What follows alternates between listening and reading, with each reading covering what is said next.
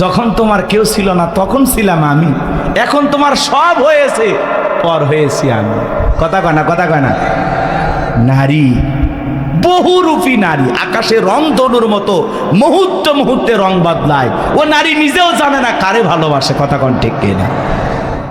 ঘরে বসে বসে একা একা দরজা জানালা লাগাই দেয়, কম্বল ল্যাপের ভিতরে ঢুকে সেই ভিডিও আছে না? না, দেশে মোবাইল আইছে, চিঠি বন্ধ হইয়াছে, দিওয়ানা বানাইছে, ওলা মাইয়ার মনের কথা ভাসে বাতাসে।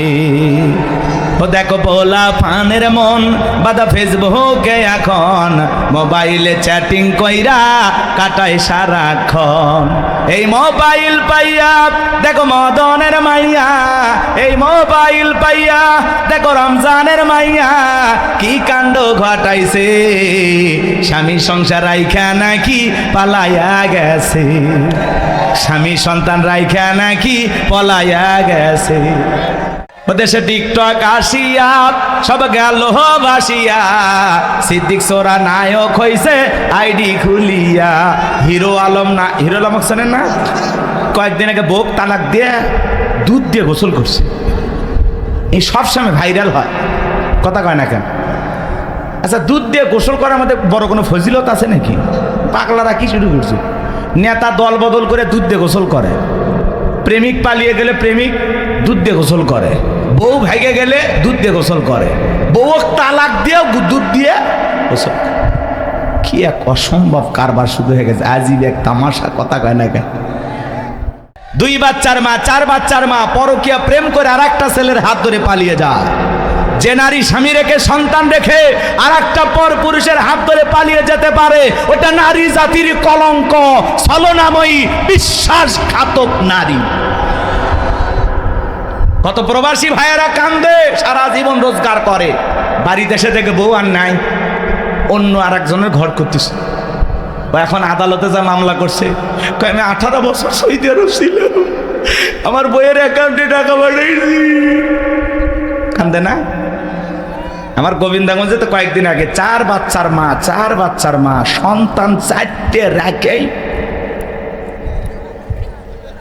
বাড়ি তার নাই, 4টে সন্তান রেখে চলে গেছে।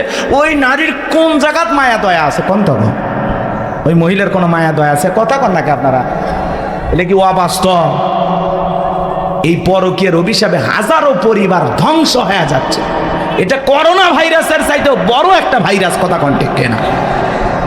হাজারো পরিবার নিঃস্ব। ওই পর পুরুষ, ওই পরকীয়ার প্রেমিকটা তোর কাছে আসে আপন হয়ে গেল। এক সময় তো তোর কেউ ছিল না। কথা কয় না? এক সময় তোর বিয়ে করার মতো পুরুষ ছিল না, দয়া করে আমরাই বিয়ে করছিলাম, আর তুই এইভাবে ফাঁকি দিলি। কথা কয় না কেন? তোরে বিয়ে করার মতো কেউ ছিল না, আজকে আমার খাইয়া আমার পয়রা সুন্দরী হইলি, 2-3টা বাচ্চার মা হইলি, আর একটা পরপুরুষের দিকে নজর দিয়া আমাদেরই ধোকা দিলি। কথা কয় না কেন? যখন তোমার কেউ ছিল না তখন ছিলাম আমি, এখন তোমার সব হয়েছে, পর হয়েছি আমি। কথা কয় না, কথা কয় না।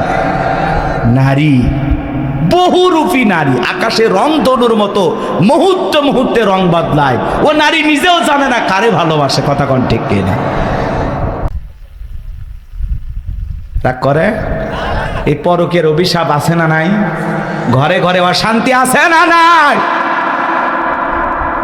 মা, আপনার স্বামী, মা বোনেরা শুনে যান, নারীরা যারা বিবাহ করেছেন, আপনার হাজবেন্ড আপনার কাছে হীরার টুকরা। কথা বলে ডেকেরা, আপনার স্বামী আপনার কাছে হীরার টুকরা। আপনার স্বামীর আপনি যত্ন নেবেন। ও মা,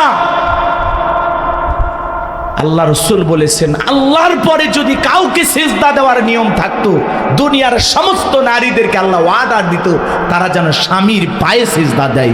আল্লাহু আকবার। স্বামীর সম্মান মর্যাদা কত! ও মা, স্বামীকে সম্মানের আসনে বসাও, স্বামীকে গোলাম বানায় না। গোলাম বানাইলে হবা গোলামের বউ, আর স্বামীকে যদি রাজা বাদশা বানাও তাহলে রাজার রানী হয়ে সংসার করবা। আর স্বামীর সাথে চাকরের মতো ব্যবহার করে, চাকরের বউ কি হয়? চাকরেনি। কথা কয় না কেন? স্বামীকে গোলাম বানাইলে গোলামের বউ। কথা বলেন, আর স্বামীকে সম্মান মর্যাদার আসনে বসাইয়া স্বামীকে যদি রাজা বানায়, বাদশা বানায়, তাহলে রাজার রানী হয়ে সংসার করবে। আল্লাহ এই দেশের নারীদেরকে হেদায়েত দান করেন। একটু চিল্লায় বলেন আমিন। তারপরে যদি কিছুটা সংশোধন হয় হুজুর।